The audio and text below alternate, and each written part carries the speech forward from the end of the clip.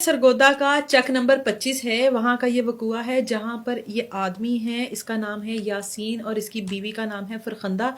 इनके 5 बच्चे हैं। 5 बच्चों में इनके 4 बेटे और 1 बेटी है। 5 बच्चे।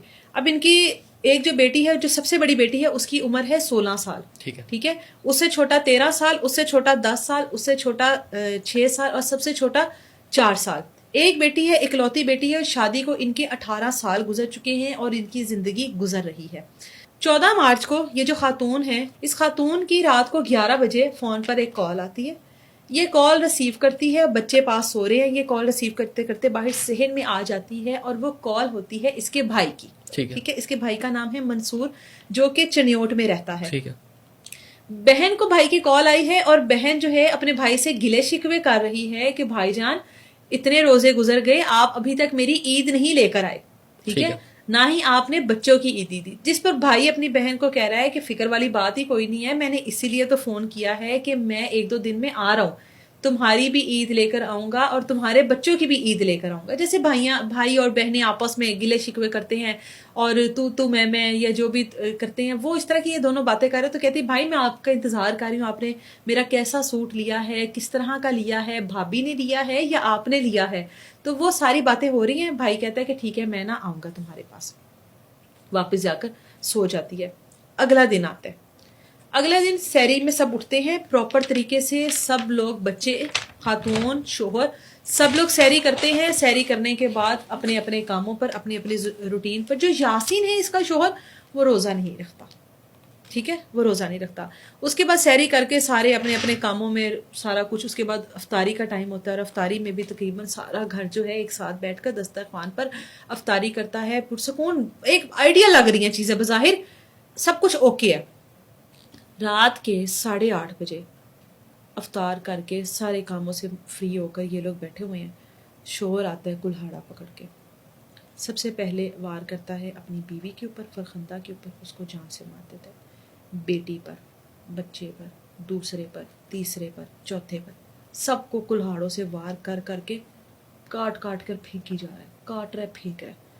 उसके बाद बैठ जाता है ज़मीन पर, सिगरेट पीने लग जाता है। आप एक लम्हे के लिए इमेजिन करो कि उस कमरे की क्या कंडीशन होगी, जिस कमरे में एक बीवी, बच्चे, बेटी, उनको ज़िबा कर दिया इसने, उनको इसने काट कर फेंक दिया। 6 लोग, 5 बच्चे और 1 बीवी, 6 लोगों को जान से मार दिया। इतने बुरे तरीके। कुल्हाड़ा, मतलब आपको पता है एक जानवर ज़िबा हो जाए तो क्या हाल होता है, उधर तो 6 लोगों को ज़िबा किया हुआ इसने। वहाँ पे बैठे 9 बजे तकरीबन भाई मंसूर आया ईद लेकर। ठीक है, क्योंकि भाई ने तो पिछली रात ही कह दिया था कि मैं कल आ रहा हूँ। ईद लेकर आया, घर का दरवाज़ा खुला है, सीधा कमरे में गया और कमरे की जो हालत है वो देखकर तमाम चीज़ें वहीं पर गिर जाती हैं। बजाय वहां पे रुकने के फौरी बाहर भागता है, क्योंकि उसने अपने बहनोई को तो देख लिया है, यासीन को, कि वो पास बैठा, जिंदा बैठा और सिगरेट पी रहा। बाहर निकलता है, बाहर जाकर मोहल्ले, गांव वाले लोगों को, सब लोगों को इकट्ठा करता है, 15 पे कॉल करता है। पुलिस की भारी नफरी आ जाती है, क्योंकि 6 कत्ल है और पुलिस की एक अच्छी खासी नफरी वहां पर पहुंचती है। देखती है पुलिस फौरी तौर पर यासीन को पकड़ती है। यासीन उस टाइम पुलिस को नॉर्मल नहीं लगता कि ये कोई नॉर्मल बंदा तो ये सब कुछ करता भी नहीं है। इतना बड़ा वकुआ हो गया, 6 लोग मर गए रोज़ों में। पुलिस उसको इलाज के लिए भेजती है, अस्पताल मुंतकिल करती है। बाकी तमाम जो डेड बॉडीज़ हैं उनको पुलिस पोस्टमार्टम के लिए भेजती है।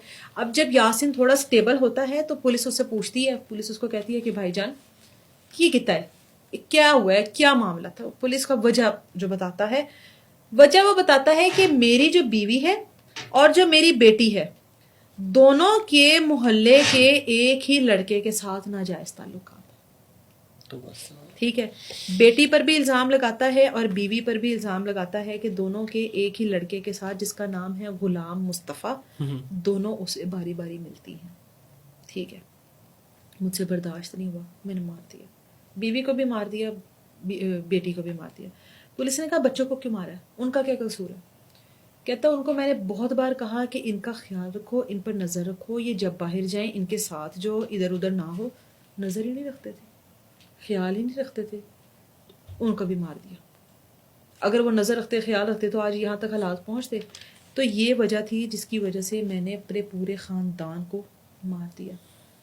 اب ظاہر ہے یہ ذہنی طور پہ نارمل بندہ تو نہیں ہے، نارمل بندہ تو نہیں ایسا کر سکتا، یہ اتنا کوئی جنونی یا اتنا کوئی پاگل ہو جانا اس بات پر. پولیس نے اس کو اریسٹ کر لیا اور جو والد ہے، جو بھائی ہے، وہ مدعی بنا اس کیس میں.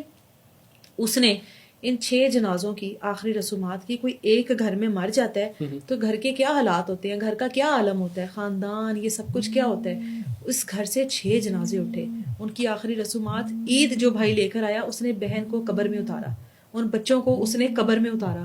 یہ وقوع تھا جہاں پر ایک شوہر نے غیرت کے نام پر نہ صرف اپنی بیوی اور بیٹی بلکہ ساتھ اور اپنے 4 بچوں کو بھی جان سے مار دیا. باقی اللہ کی ذات ان کے لیے آسانیاں کرے، ان کا اگلی منزلیں جو ہیں وہ آسان کرے. کیا سچ ہے، کیا جھوٹ ہے، کیا واقعی میں تعلقات تھے یا صرف ایک الزام ہے کہ صرف ان کو ختم کرنا تھا. اس پورے معاملے میں دیوار پر ایک لکھا ہوا تھا بچوں نے، لو پاپا جان.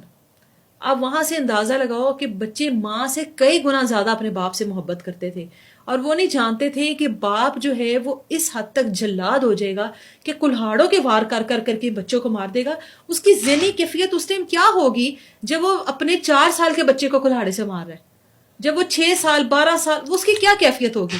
وہ تو نارمل لوگوں میں ہے ہی نہیں، وہ تو ہر کسی کے لیے نقصان کا باعث بن سکتا ہے، جس کی وجہ سے گاؤں والوں نے بھی جب یہ وقوع دیکھا باہر سے کنڈی لگا دی کہ تو کسی کو بھی مار دے گا کلہاڑے میں، جس طرح یہ پاگل ہوا ہے. خیر وہ تو پولیس کی حراست میں ہیں، لیکن وہ لوگ تو نہیں آئیں گے واپس، وہ تو ہمیشہ کے لیے چلے گئے. غیرت کے نام پر پھر سے ایک بار پورا کا پورا خاندان اجڑ گیا. اور اس سے پہلے بھی ایک بار یہ حالات گھر کی تنگ دستی کی وجہ سے ایک آدمی نے اپنے بچوں کو اسی طرح کلہاڑوں کے وار کر کر کے مارا تھا، اور وہ بھی پورا کا پورا خاندان ہی خراب ہو گیا تھا.